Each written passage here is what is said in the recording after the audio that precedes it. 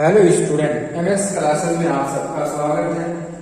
आज हम लोग जो है कक्षा 9 का एनसीईआरटी गणित अध्याय 7 जो मैथ हमारा है त्रिभुज प्रश्नावली 7.1 का 7वां प्रश्न करने जा रहे हैं। ये प्रश्न बहुत अच्छा प्रश्न है, काफी इंटरेस्टेड प्रश्न है। परीक्षा की दृष्टि से भी और ऐसे भी क्वेश्चन कोई बहुत मुश्किल नहीं है। अगर हल करेंगे तो आसानी के साथ इसे जो हम लोग हल कर सकते हैं। तो चलिए देखते हैं क्वेश्चन के अंदर क्या पूछा है और क्वेश्चन कह क्या रहा है। तो सबसे पहले क्वेश्चन में लिखा कि AB एक रेखाखंड है और P इसका मध्य बिंदु है। AB रेखाखंड है, P यहाँ पर दिया इसका मध्य बिंदु है। लिखा है कि D और E, देखो यहाँ पर D और ये E है। रेखाखंड AB यानी रेखाखंड ये AB है कि एक ही ओर स्थित दो बिंदु हैं, यानी इसी रेखाखंड के ऊपर दो बिंदु स्थित हैं, जैसा कि आकृति में दिया है। क्वेश्चन में लिखा था जैसा कि आकृति में दिया है। और एक चीज और दिया है BAD यानी ये वाला कोण, और फिर ये क्या है कि ABE यानी ये वाला कोण क्या है, आपस में बराबर है। क्वेश्चन में कह रहा है कि ये दोनों कोण आपस में क्या है, बराबर है। फिर आगे एक चीज और दिया है कि EAP, देखो EAP यहां पर जो है EPA रहेगा, EPA यानी ये वाला कोण और ये वाला कोण आपस में DPA ये दोनों आपस में क्या है, बराबर है। तो मैं इसका नाम दे दे रहा हूं ये 3 और इसको नाम दे दे रहा हूं 4, और ये वाला जो कोण है मैं इसको कोण नंबर 5 नाम दे रहा हूं। अब इसके बाद देखिए हमारा DAP कहां बन रहा है, DAP ये वाला त्रिभुज पूरा, और EBP ये वाला त्रिभुज, ये वाला त्रिभुज और ये वाला त्रिभुज, दोनों त्रिभुज आपस में क्या है, हमारे सर्वांगसम है, इसको सिद्ध करना है। और AD बराबर BE, AD देखो यहाँ पर A है और D, AD बराबर BE ये सिद्ध करना है कि ये हमारे क्या हो जाएंगे, बराबर हो जाएंगे। एक चीज और यहाँ पर देखिए लिखा है कि ये मध्य बिंदु है, मध्य बिंदु की ये वाली भुजा इसके क्या हो जाएगी, बराबर हो जाएगी। इस तरीके से इसके हिसाब से अब हम लोग हल करेंगे। अब देखिए हम लिखेंगे सिद्ध करना। सबसे पहले जो दिया उसको लिख लिया जाए,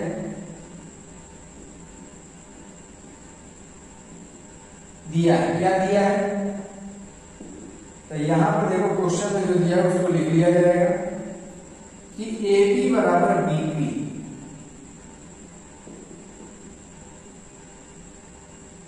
ये दिया है।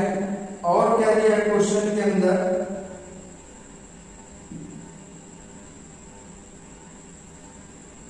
ठीक है कि कोण BAD ये बराबर है हमारा कोण ABE के। और एक चीज एक कोण और दिया है कि EPA ये बराबर है कोण DPB के, ये बराबर है। अब जो सिद्ध करना है उसको देखिए, उसको भी लिख लेते हैं, सिद्ध करना है।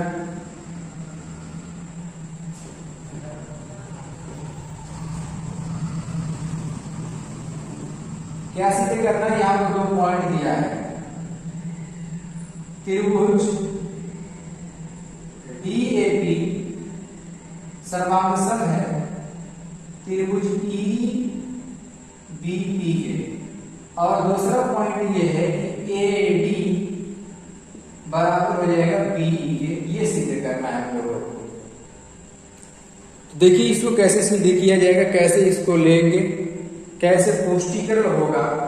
तो चलिए यहां पर देखिए, सबसे पहले तो हम लोग जो है इस त्रिभुज में, इस वाले त्रिभुज में जो त्रिभुज हमारा DAP में ये वाला पूरा त्रिभुज, ये वाला पूरा कोण, और इस वाले में ये वाला पूरा कोण पहले हम लोग बराबर कर लेते हैं। यहाँ पर देखो क्वेश्चन में दिया है कि कोण नंबर 3 जो है, कोण 4 के बराबर है। ऐसा क्वेश्चन में लिखा है, लिख देंगे यहाँ पर कि दिया है, बराबर है नहीं, दिया भी है। जरा इसमें देखिए कि अगर कोण नंबर 5 को जोड़ दिया जाए दोनों तरफ, एक तरफ नहीं दोनों तरफ यदि अगर जोड़ देंगे तो ये इस त्रिभुज में आ जाएगा पूरा कोण और इस त्रिभुज में भी इधर से पूरा कोण हो जाएगा। तो यहाँ पर लिख देंगे कि दोनों तरफ कोण 5 जोड़ने पर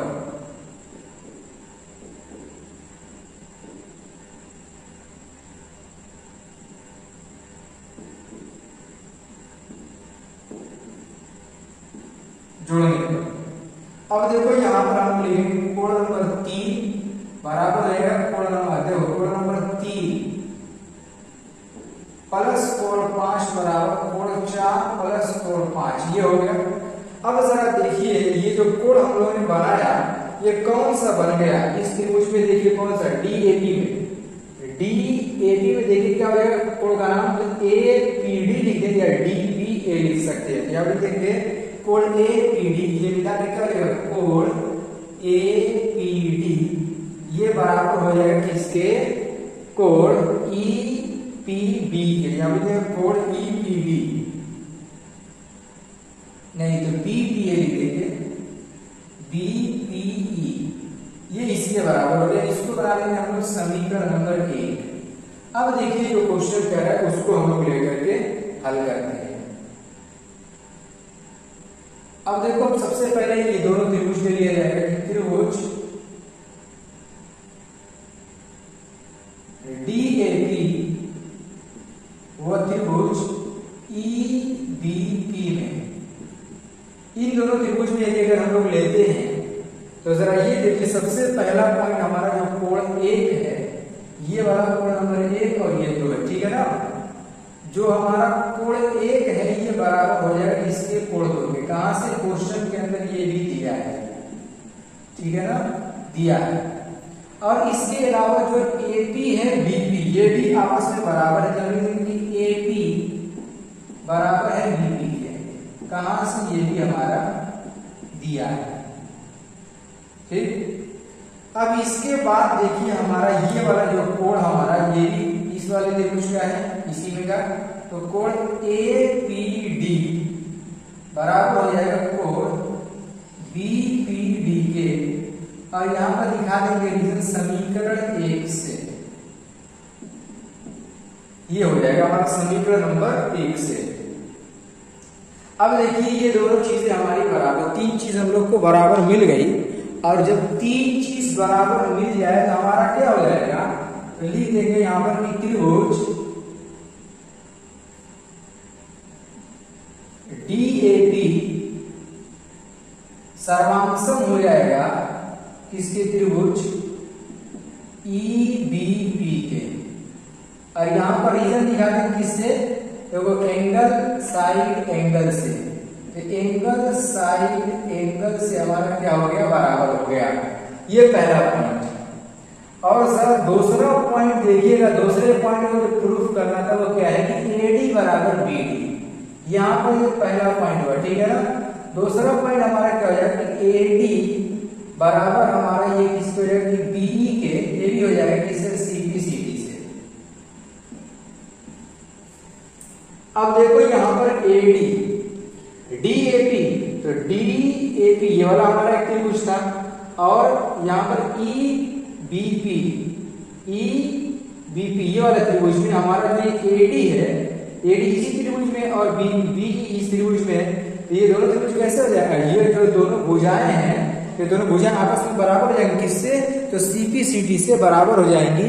तो इस तरीके से हमने वही चीज हम लोगों को यहाँ पे लिखा है कि CPCD से ये दोनों भुजाएं आपस में क्या हो गई, बराबर हो गई। और ये त्रिभुज भी यहाँ पर सिद्ध हो गए। देखो ये वाला जो पहला पॉइंट में पूछा था त्रिभुज, वो त्रिभुज यहाँ पर सिद्ध हो गया, दोनों त्रिभुज सर्वांगसम है और ये भुजा आपस में बराबर है। इससे CPCD से सर्वांगसम त्रिभुज के संगत अवयव से बराबर हो गई। उम्मीद करता हूं कि ये वाला क्वेश्चन जो है आप लोग को अच्छी तरीके से समझ में आ गया। 7वां क्वेश्चन जो है थोड़ा सा उलझाने वाला क्वेश्चन है। इस प्रश्नावली का एक क्वेश्चन और है, तो चलिए उसको जो है नेक्स्ट लेक्चर में उसको भी हम लोग जो है समाप्त कर लेते हैं।